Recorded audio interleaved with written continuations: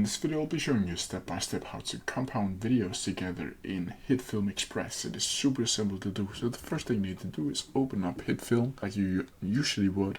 Then from here you need to go over to the media section and right click on it. Then from here you need to go up to new and composite shot. You can also click Ctrl Shift N if you want to do that. Then from here this page should be popping up and you can rename the composite shot or compounded clip if you want to do that, and change the settings. Then from here you just need to click OK. And as you can see, the composite shot 1 has opened over in your timeline.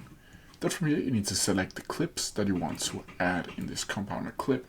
And I want to add this one, and I want to add this one. Then from here you need to go over to the editor, and then you can just find the composite shot and just drag it over to your actual timeline, like so. And as you can see now, the compound clip has been compounded. And that's how you do it. If you have any questions about it, please leave them down in the comment section below and I'll try my best to answer them as quickly as possible. See ya!